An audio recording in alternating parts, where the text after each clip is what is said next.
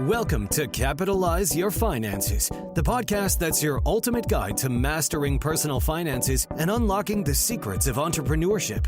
Each week, we dive into the world of personal finance and business development and have fascinating conversations with industry experts, seasoned entrepreneurs, and thought leaders who share their insights, strategies, and stories to help you get ahead in life. Whether you're a seasoned entrepreneur looking to scale your business or someone just starting out on your financial path, this podcast is your go-to resource for inspiration and actionable insights. Welcome back to Capitalize Your Finances. As always, I'm your host, Christopher Panayiotou, certified financial planning professional, the Cap and Capitalize. And on today's episode, we are going to reveal if you are doing better than the average American according to your age bracket. Now, before we get into today's episode, as always, the free advice for the week. The most successful money minds never assume they know everything. Understanding this single concept will make you millions. And I actually can think of some of my guests that I've interviewed in the investor world, not necessarily like the celebrity world, specifically the investor world.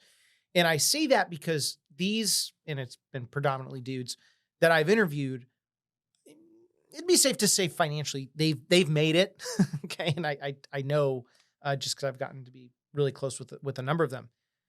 But I'm also saying that because the ones I can think of in the top of my mind that are, for all practical purposes, the most successful, and I'll leave that up to your interpretation, they're also the first to ask questions when a conversation about anything comes up, and they're always looking to learn. So the more you learn, the more you earn. Yes, it's corny, but yes, it's true.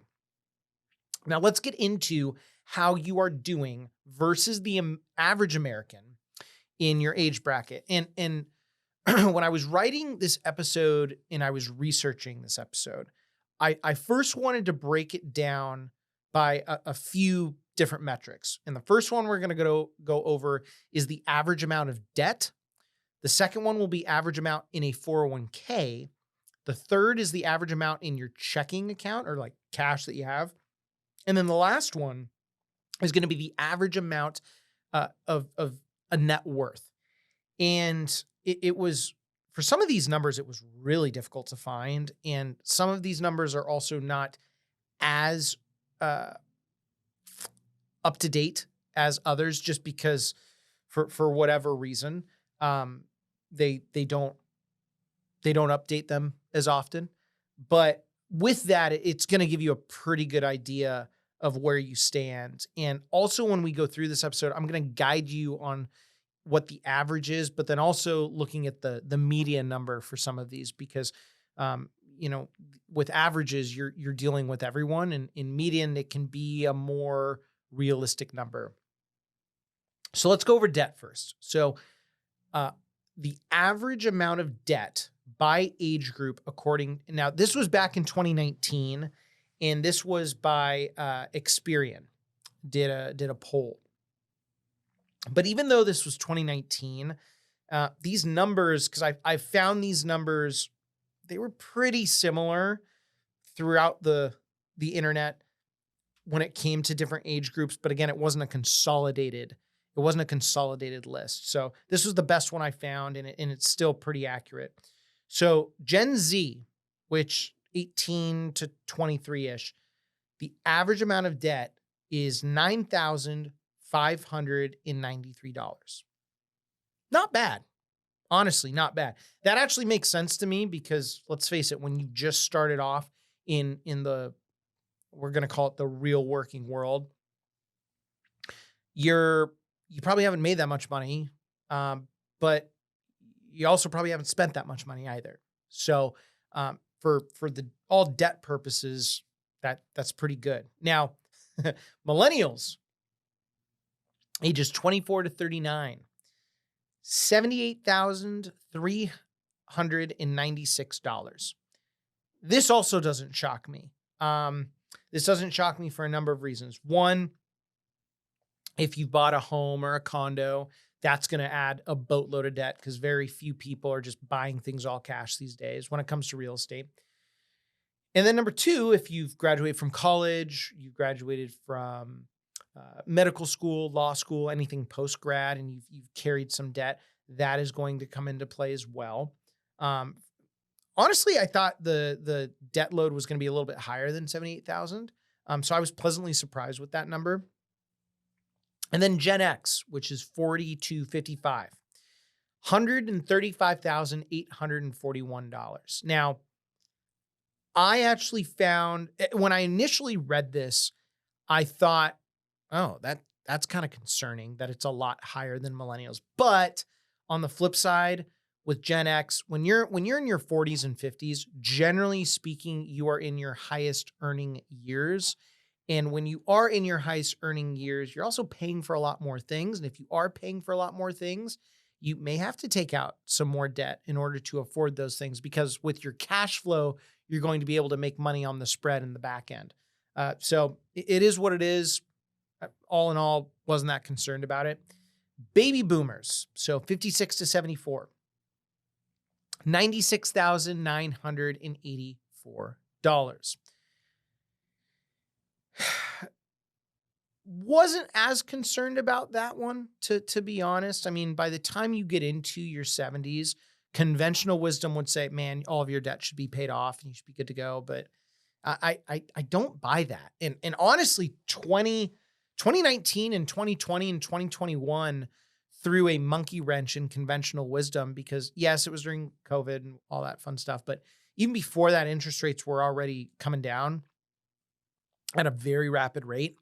And so if you were in your later years and you could refinance to get a 2.99% interest rate on your home or your condo or a rental or whatever the case may be, why in the world wouldn't you do that?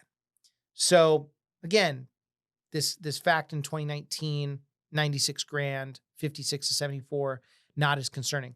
And then the silent generation, 75 and above, $40,925. Now, shockingly, out of all the numbers, this was the most concerning for me, because by this point,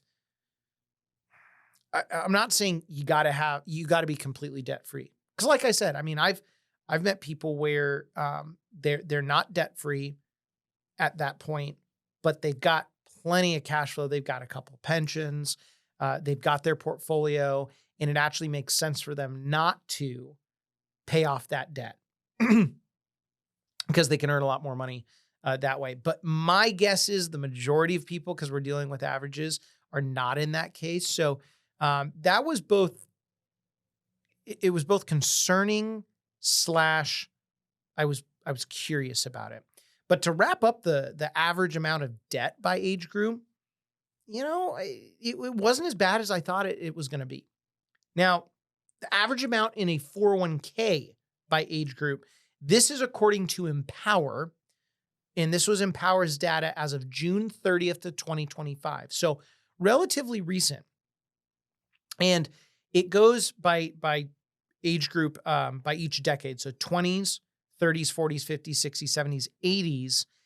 And it went over the average 401k balance, but it also compared the median 401k balance. And what I want you to do, I'm going to read both of them, but I really want you to hone in on the median side of things, because again, when you're averaging, you're combining everyday Americans and, well, you're comparing people at the very bottom of the totem pole financially to middle America to the top 1%.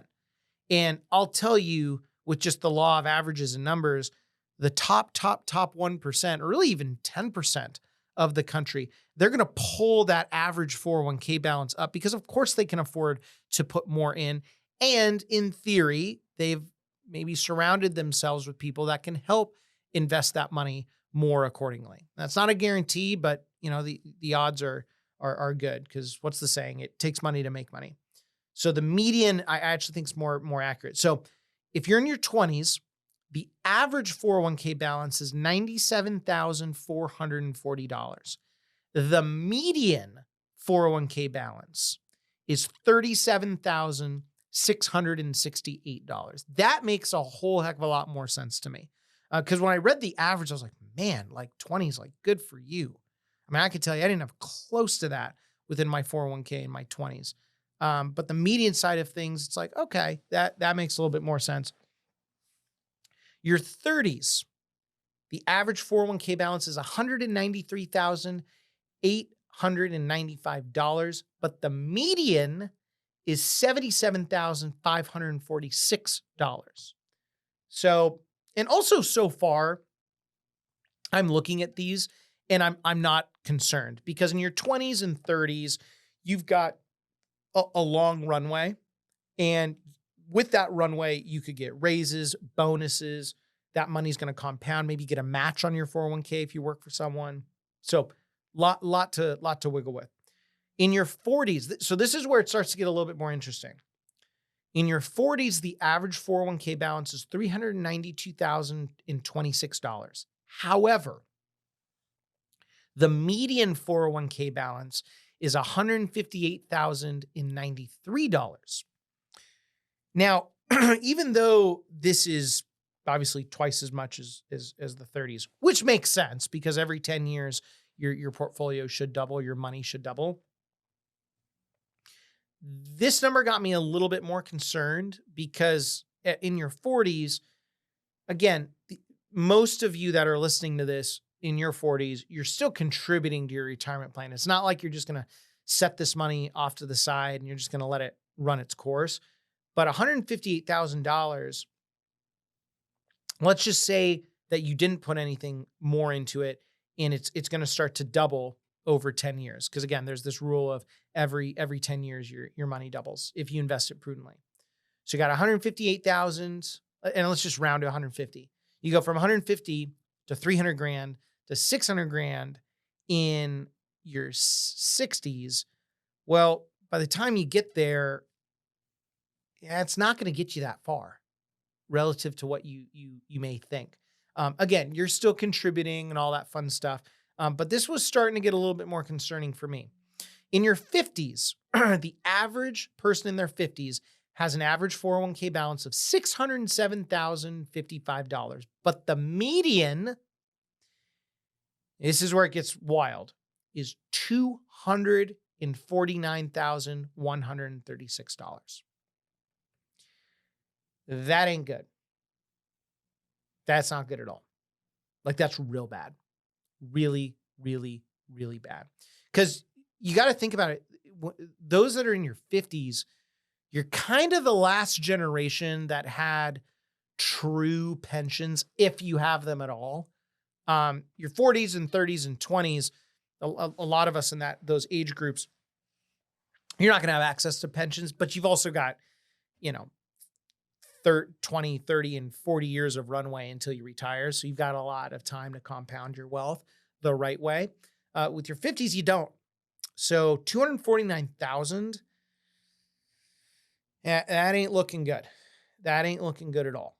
But again, the average, if you're sticking with that, like, kudos, good for you. And then your 60s, this is where it gets interesting to me. It starts to taper off a little bit. In your 60s, the average 401k balance is $568,040, but the median 401k balance in your 60s is $188,792. Yikes. Major yikes. I mean, you talk about this country has a retirement crisis. There it is. There it is. Now, little caveat here, and because I've seen this in my practice where I ask people, like, how much do you have in your 401k? And they're like, well, hardly anything. Well, maybe they didn't have the education or background on the value of a 401k plan. And then you start to understand that, oh, well, they set up like an IRA, or they set up a non-retirement like account, and that's how they've made their money. So there are exceptions to that, but Empower is one of the largest retirement plan conglomerates in the world. And so, I mean, these numbers aren't swaying too far out of exception. 188 grand when you're in your 60s, it ain't getting you far at all. And then the 70s, The average 401k balance is $420,975, but the median is $92,611.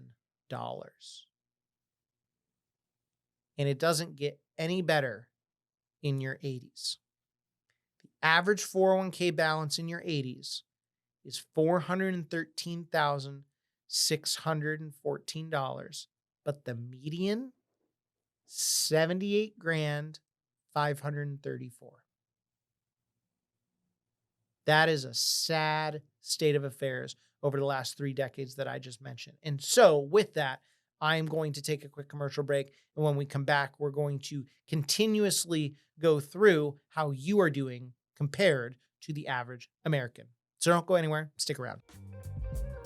Are you ready to transform the way you approach sales?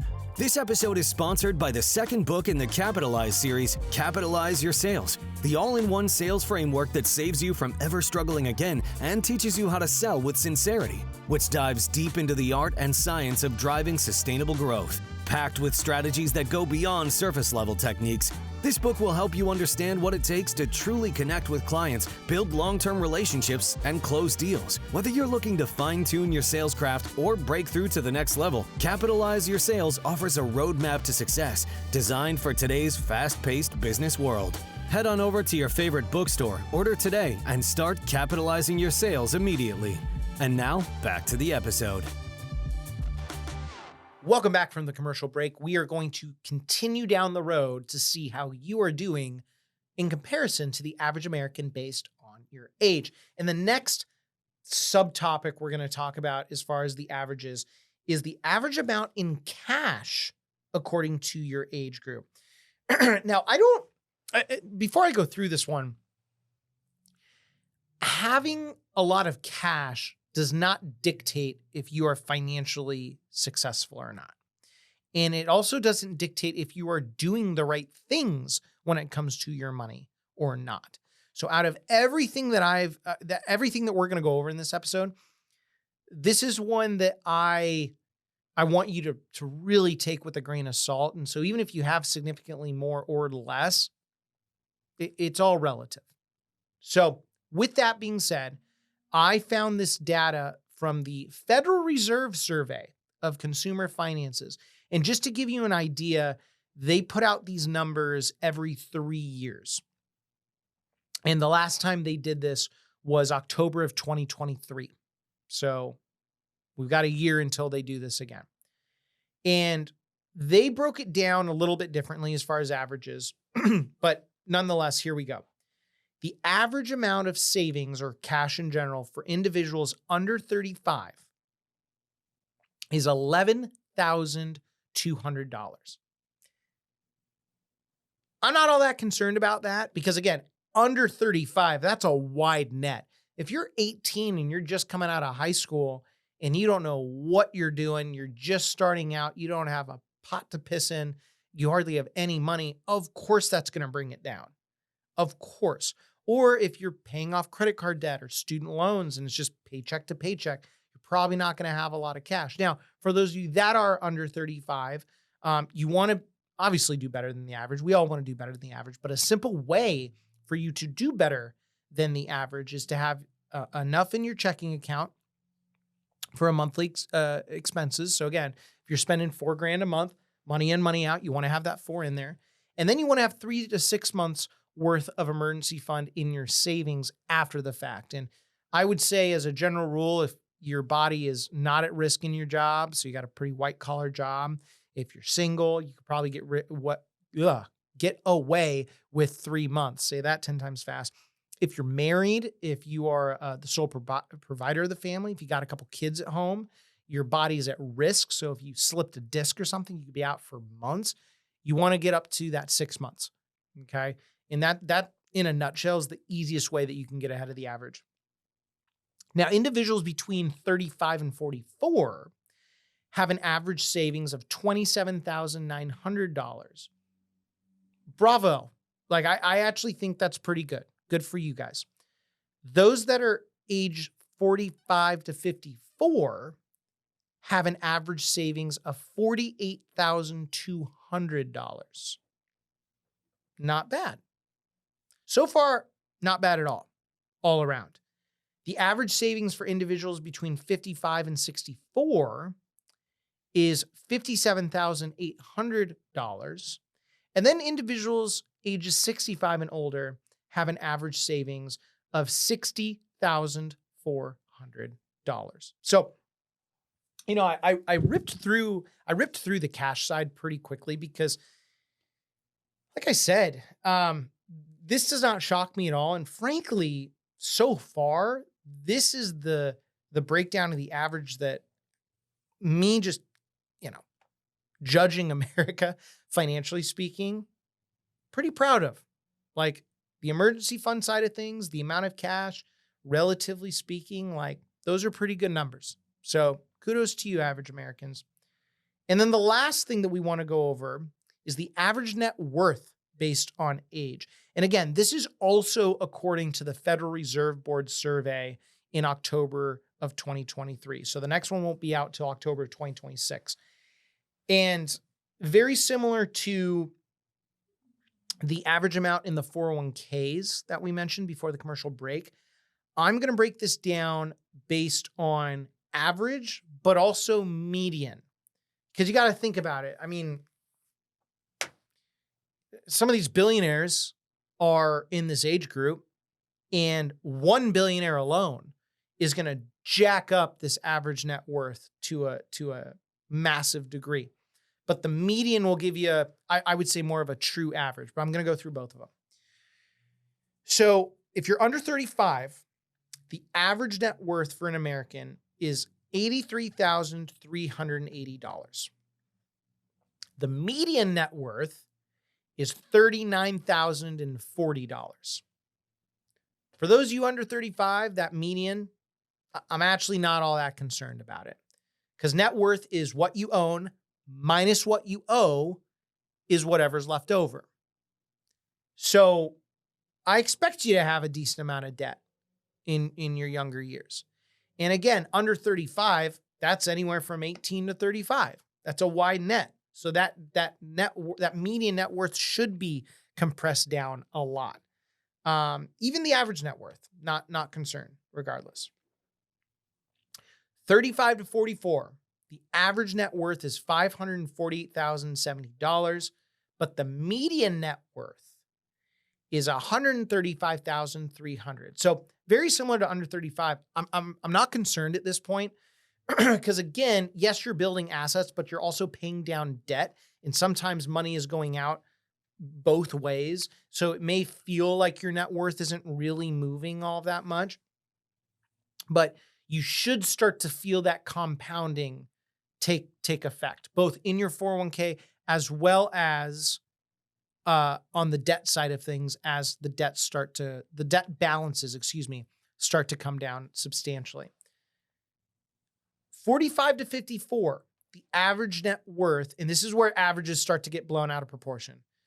The average net worth is $971,270, but the median net worth is $246,700. This is where I start to get a little bit more concerned, very similar to the 401k side of things, because your net worth, that takes into accordance everything that you've got cooking.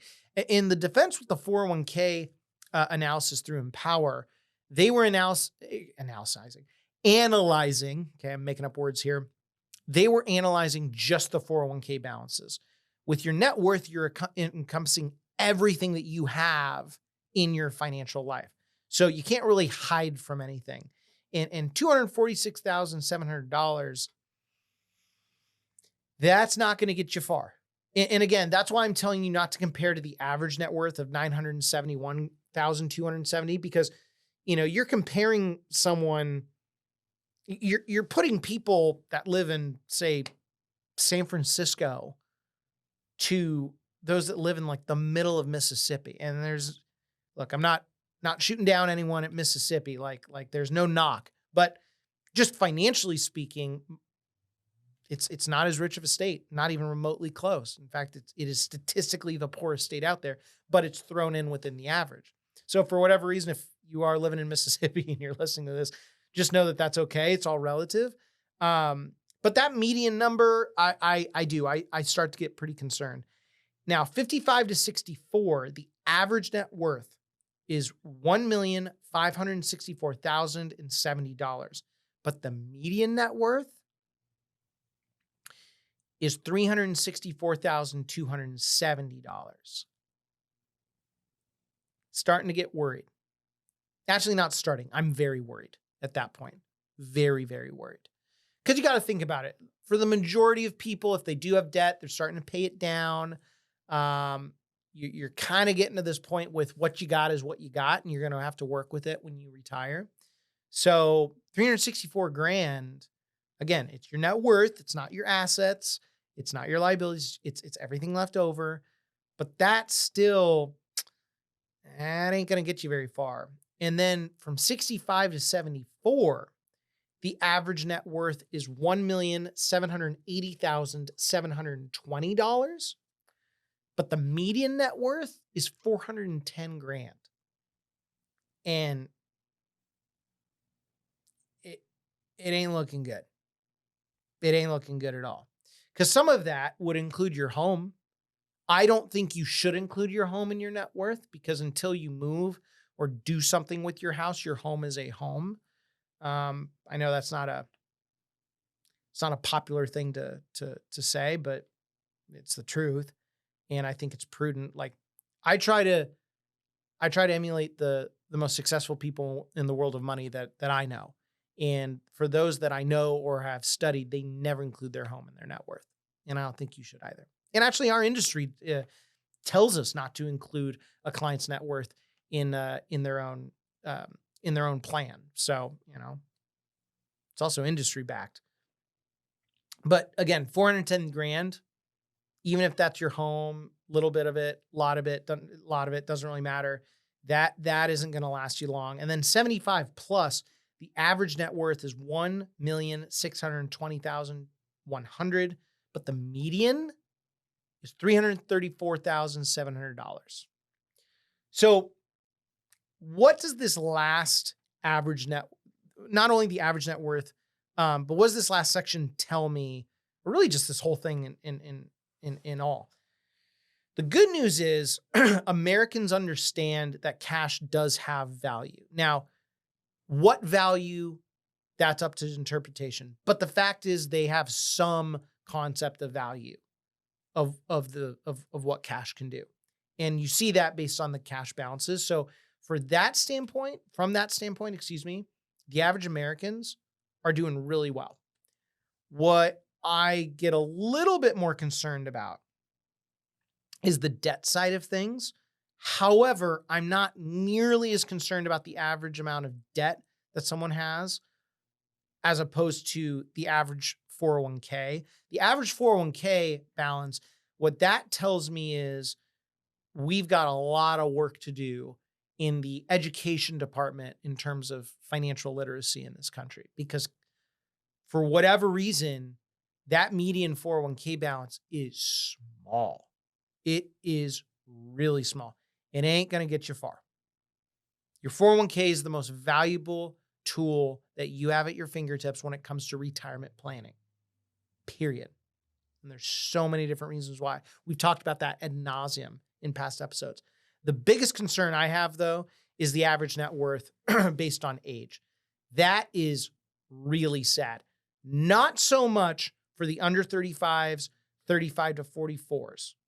I'd say anything under 44, you've still got a lot of runway. From 45 to 54, yeah, it may not be as much, but generally speaking, you're in your highest earning years. But man, 55 and above, scary times. And you should be scared. You should be scared if you have that median. I'm not trying to freak you out. I'm just calling it like it is. I mean, do basic math. If your median net worth is at 55 to 64, $364,000. And you're spending, when you start to include healthcare, maybe you still got a mortgage, you got family to pay for, whatever the case may be. You got $6,000 that you're needing to live off of, or $5,000. That's not going to last you. It's not. Now, granted, when you factor in Social Security, that's going to help the cause. Okay. So it makes it a lot easier, but it's still not great. Like you're not living with any sense of freedom or cushion. 65, 74, healthcare starts to creep in, and then 75 and over with a median net worth of $334,700. Well, guess who's going to have to pay for that? The 45 and 54-year-olds, because they're going to have to pitch in and help out their parents in some way, shape, or form. So, this episode was really revealing to me. It tells me that, frankly, my industry needs to do a much better job at educating people on how to actually plan for themselves. And I'm going to continue to do as much as humanly possible to give as much award-winning financial advice that I can. And frankly, this episode fires me up a little bit more to do so. So with that, I'm going to go back in the lab, keep knocking out episodes. As always, I am your host, Christopher Panayiotou, certified financial planning professional, the Cap and Capitalize. And until next time, keep capitalizing. Take care. As always, thank you for joining me today. If you have questions about today's episode or any personal finance questions, please reach out to me at Cap and Capitalize on Instagram, Chris at capitalizeyourfinances.com, or via our website, capitalizepodcast.com. If you want more Capitalize Your Finances content, head on over to capitalizepodcast.com and check out our blog, free resources, book, and online course. As always, I'm your host, Christopher Panayiotou, certified financial planning professional, the Cap and Capitalize. And until next time, keep capitalizing. The information provided should not be considered specific tax, legal, or investment advice and is not specific to any individual's personal circumstances. Each taxpayer should seek independent advice from a tax professional based on his or her individual circumstances. These materials are provided for general information and educational purposes based upon publicly available information from sources believed to be reliable. The information in these materials may change at any time and without notice, and its accuracy cannot be guaranteed. The economic forecasts set forth in this material may not develop as predicted, and there can be no guarantee that strategies promoted will be successful. Examples cited are hypothetical, are for illustrative purposes only, are not guaranteed, and subject to potential federal and state law amendments. There's no guarantee that you will achieve the results discussed or illustrated. 401k benefits may be subject to change at your employer, the governing pension, or benefit organization's discretion. IRA withdrawals will be taxed at ordinary income rates. Withdrawals prior to age 59.5 may also be subject to a 10% penalty tax. Investments in real estate may be subject to a higher degree of market risk because of concentration in a specific industry, a sector, or geographical sector. Other risks can include, but are not limited to, declines in the value of real estate, potential illiquidity, risks related to general and economic conditions, stage of development, and defaults by borrower. The information provided is based on current laws, which are subject to change at any time. Lucia Capital Group is not affiliated with or endorsed by the Social Security Administration or any government agency. Social Security rules can be complex. For more information about Social Security benefits, visit the SSA website at ssa.gov or call 800-772-1213 to speak with an SSA representative. Christopher Panayiotou is a registered representative with, and securities and advisory services offered through LPL Financial, a registered investment advisor, member FINRA SIPC. Capitalize Your Finances LLC is a separate entity from LPL Financial. Capitalize Your Finances is not registered as a broker-dealer or investment advisor. CRPS conferred by College for Financial Planning. Any other individual or company mentioned in this podcast are not affiliated with Capitalize Your Finances or LPL Financial.